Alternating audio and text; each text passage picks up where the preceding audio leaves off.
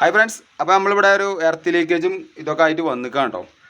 വളരെ ഡേഞ്ചർ പിടിച്ചൊരു വർക്കാണ്. കാരണം എന്താ വെച്ച് കഴിഞ്ഞാൽ ഇങ്ങനെയുള്ള സ്ഥലങ്ങളിൽ നിങ്ങൾ പോകുമ്പോൾ ഒക്കെ കുറച്ച് കാര്യങ്ങൾ നമ്മളിത് പറയുന്നുണ്ട്. നേരത്തെ ഒരു വീഡിയോ ഇട്ടിട്ടുണ്ടായിരുന്നു, എർത്ത് ലീക്കേജ് വന്നിട്ട് നിങ്ങൾ എങ്ങനെയാണ് നോക്കേണ്ടത് കാര്യങ്ങളൊക്കെ നമ്മൾ നേരത്തെ ഒരു വീഡിയോ ഇട്ടിട്ടുണ്ടായിരുന്നു. ആ വീഡിയോ ഒന്ന് പോയി കണ്ടതിന് ശേഷം മാത്രമേ ഇത് കാണാൻ ശ്രമിക്കുക. അല്ലെങ്കിൽ ഇത് കണ്ടവരുണ്ടെങ്കിൽ ഇത് കഴിഞ്ഞിട്ട് കണ്ടാലും കുഴപ്പമില്ല കേട്ടോ. അപ്പോൾ ഇതിലെന്താ വെച്ച് കഴിഞ്ഞാൽ ഈ മീറ്ററിൽ ഇപ്പോൾ ഇവിടുത്തെ മീറ്ററിൽ നല്ല റീഡിംഗ് ആണ്. ഇപ്പോൾ നിങ്ങൾക്ക് ഇവിടുന്ന് കാണാൻ പറ്റും, മീറ്റർ നല്ല രീതിക്ക് ഇൻഡക്ഷൻ കാണിച്ചുകൊണ്ടിരിക്കുന്നുണ്ട്, റീഡിംഗ് എടുത്തുകൊണ്ടിരിക്കുക. ഇവിടെ ഉള്ളിൽ നമ്മൾ ഓഫാണ്, അതായത് ഉള്ളിലത്തെ മെയിൻ സ്വിച്ചും RCBയും കാര്യങ്ങളൊക്കെ ഓഫാക്കി വെച്ചിട്ടും ഇവിടെ റീഡിംഗ് എടുക്കുകയാണ്. അതെന്താണെന്ന് ജസ്റ്റ് ഞാൻ കാണിച്ചു തരാം.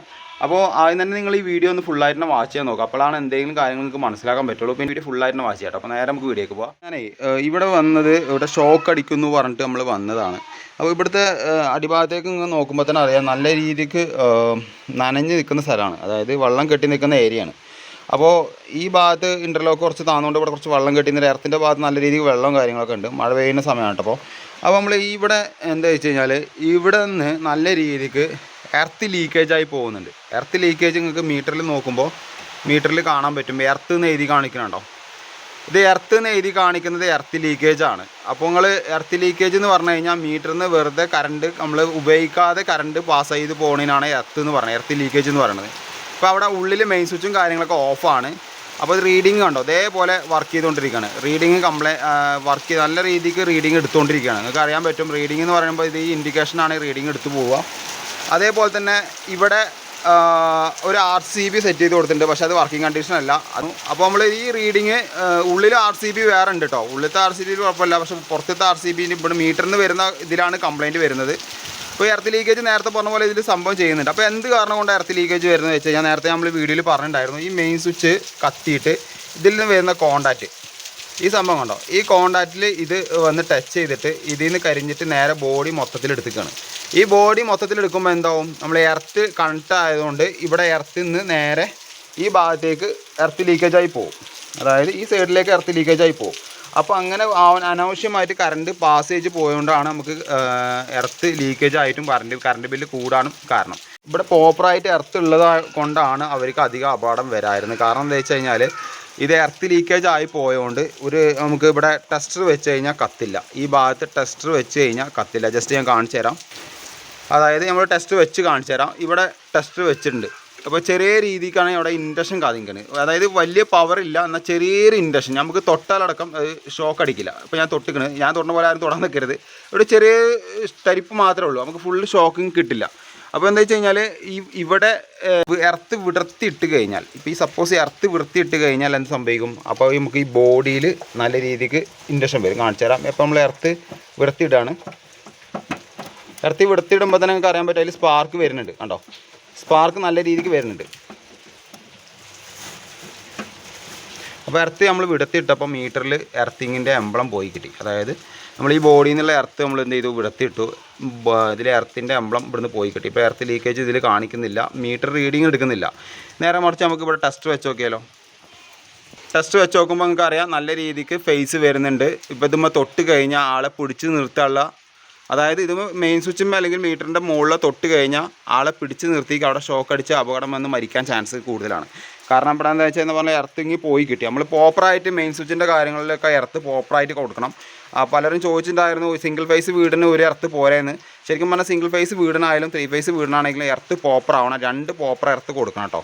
അപ്പോൾ നമുക്ക് അപകടങ്ങളും കാര്യങ്ങളൊന്നും വരില്ല. നമുക്ക് ഇനി എർത്ത് പഴയതുപോലെ തിരിച്ച് കൊടുത്തു കഴിഞ്ഞാൽ ഈ മീറ്ററിൽ നിങ്ങൾക്ക് കാണാൻ പറ്റും എർത്തിങ് ഞാനിവിടെ തൊടുന്നതിനനുസരിച്ചിട്ട് അവിടെ എർത്ത് ആയിപ്പോവും. കാണിച്ചു തരാം. അപ്പോൾ അവിടെ എർത്തിങ് കാണിച്ചു, മീറ്റർ റീഡിങ് തുടങ്ങി. അപ്പോൾ നമ്മളിപ്പോൾ ഇനി എന്ത് ചെയ്യാൻ പോകുന്നത് വെച്ച് കഴിഞ്ഞാൽ മെയിൻ സ്വിച്ച് ഒഴിവാക്കുകയാണ് ഇവിടുന്ന്. എന്നിട്ട് ഇവിടെ ഒരു ഫ്യൂസ് വെച്ച് കൊടുക്കുന്നുണ്ട്. ഈ RCBനെ ഒഴിച്ചിട്ട് ഇവിടെ ചെറിയ DB വെച്ചിട്ട് നമ്മൾ ഐസൊലേറ്റർ വെച്ചിട്ടാണ് സെറ്റ് ചെയ്യുന്നത്. അപ്പോൾ സെറ്റ് ചെയ്ത് കഴിഞ്ഞിട്ട് ഞാൻ ഇതിൽ ഡീറ്റെയിൽസ് വീഡിയോ ഞാൻ എന്തൊക്കെ ചെയ്തെന്നുള്ള കറക്റ്റായിട്ട് ഞങ്ങൾക്ക് പറഞ്ഞുതരാം കേട്ടോ.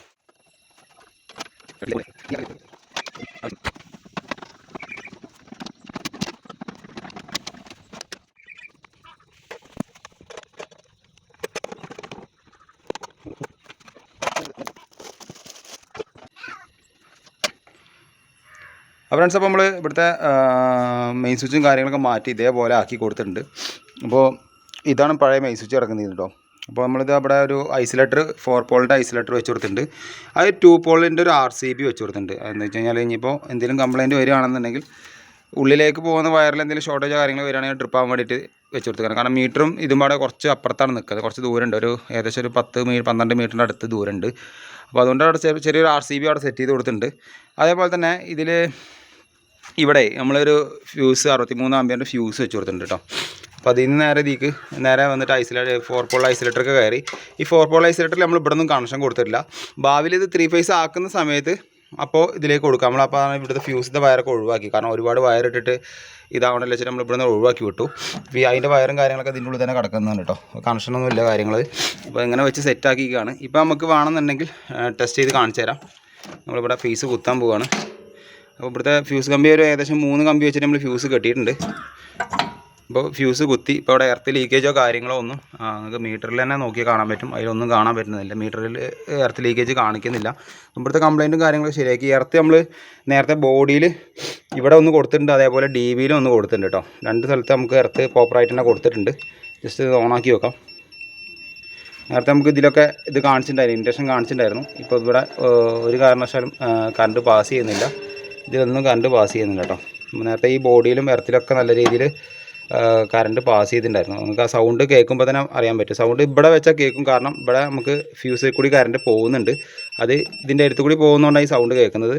നേരത്തെ ഇവിടെയൊക്കെ വെക്കുമ്പോൾ നല്ല രീതിയിൽ സൗണ്ട് ഉണ്ടായിരുന്നു. ഇനി അതേപോലെ എർത്തിലും സൗണ്ടും കാര്യങ്ങളൊന്നും കാണുന്നില്ല. നമ്മൾ കംപ്ലീറ്റ് ടച്ച് ചെയ്തിട്ട് വെച്ചേക്കും കേട്ടോ. പിന്നെ അതേപോലെ ബോഡി കംപ്ലീറ്റും ഫ്രീ ആണ്.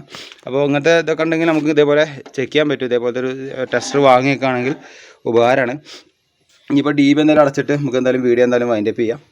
ഫ്രണ്ട്സ്, അപ്പോൾ നമ്മളിവിടെ കണക്ഷനൊക്കെ കൊടുത്തൊക്കെ സെറ്റായിട്ടുണ്ട്. അപ്പോൾ നേരത്തെ പറഞ്ഞ പോലെ നമ്മൾ ഇതൊക്കെ DBയും കാര്യങ്ങളൊക്കെ മാറ്റി. അപ്പോൾ DBൻ്റെ ക്യാപ്പൊക്കെ അടച്ചു വെച്ചു കേട്ടോ. അപ്പോൾ പിന്നെ നമ്മൾ കുറച്ച് ഗ്യാപ്പുകളൊക്കെ ഉണ്ടായിരുന്നു, അപ്പോൾ അതൊക്കെ MCയിൽ വെച്ചിട്ടൊക്കെ കവർ ചെയ്ത് കൊടുത്തിട്ടുണ്ട്. അപ്പോൾ ജസ്റ്റ് ഞാൻ ബാക്ക് സൈഡിൽ നിന്ന് കാണിച്ചു തരാം. ഫ്രണ്ട്സ്, അപ്പോൾ ഇവിടെ DB നമ്മൾ ഫുള്ള് സെറ്റാക്കിയിട്ടുണ്ട് കേട്ടോ. RCBയും കാര്യങ്ങളൊക്കെ ട്രിപ്പിംഗ് കറക്റ്റാണ്. അപ്പോൾ ഇവിടെ ഐസൊലേറ്റർ നേരെ RCBക്ക് പോയി. അപ്പോൾ ഇവിടെ ഫീസ് കാര്യങ്ങളൊക്കെ വെച്ചിട്ടുണ്ട്.